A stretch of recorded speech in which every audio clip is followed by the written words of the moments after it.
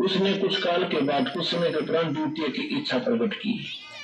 उसके भीतर एक से अनेक मूर्ति की कल्पना की। इनका क्या मानना है कि परमात्मा ने कल्पना की, मूर्ति की कल्पना की अपने लिए। उस निराकार परमात्मा ने अपनी लीला शक्ति से अपने लिए मूर्ति की कल्पना की। जो प्राचीन विद्वान उन्हीं को ईश्वर कहते हैं। उस समय एकाकी रहकर स्वेच्छानुसार व्यवहार करने वाले उन सदाशिव ने अपने विग्रह से स्वयं ही स्वरूप भूता शक्ति की सृष्टि की, जो उनके अपने श्री अंग से कभी अलग होने वाली नहीं थी। उस पराशक्ति को प्रधान भी कहते हैं, प्रकृति भी कहते हैं। गुणवती माया बुद्धि तत्व की जननी तथा विकार रहित कहा है। वह शक्ति अंबिका कही गई है। उसी को प्रकृति, सर्वेश्वरी, तरदेव जननी, तीनों देवताओं को उत्पन्न करने वाली उनकी माता दुर्गा के विषय में है। और सदाशिव ये कौन है? ये काल है। आगे और क्लियर हो जाएगा। अब इसमें क्या सिद्ध हो गया कि प्रकृति भी दुर्गा को कहते हैं और प्रधान भी दुर्गा को कहते हैं। गीता अध्याय नंबर 14 के श्लोक नंबर 3 से लेकर और 3 से 5 में कति स्पष्ट किया गया है। ये काल कहता है, गीता बोलने वाला ब्रह्म कहता है कि दुर्गा तो मेरी प्रकृति, तो मेरी पत्नी है, सब्जियों को उत्पन्न करने वाली माता है, मैं इसके गर्भ में बीज स्थापन करने वाला सबका पिता हूं। और इन प्रकृति से उत्पन्न तीनों गुण इस जीव को कर्मानुसार यहाँ बांधे रखते हैं, जकड़े रखते हैं।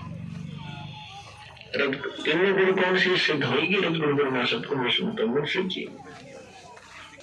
गीता अध्याय नंबर, श्रीमद् भगवद गीता अध्याय नंबर, मेरी महत माने प्रधान ब्रह्म, मेरी महत रूप मूल प्रकृति संपूर्ण भूतों की योनि अर्थात गर्भाधान स्थान है। उस योनि में चेतन गर्भ को स्थापन करने वाला जितनी मूर्तियां अर्थात श्रीधारी प्राणी उत्पन्न होते हैं, प्रकृति दुर्गा है। ये अर्जुन सतगुण रतन ब्रह्मा विष्णु महेश, विष्णु ब्रह्मा महेश, इन पंचों में पंच बढ़ाया वाणी ब्रह्मा विष्णु महेश दुर्गा और काल ने इन पांचों में मिलकर प्रपंच रचा है। परमात्मा ने कहा अभी शब्द हो ही रहा है। अगर अमर है अस्थिर ब्रह्म चित्रान हम पढ़ रहे हैं और 100 पृष्ठ पर पढ़ रहे थे। यहाँ आगे थे हम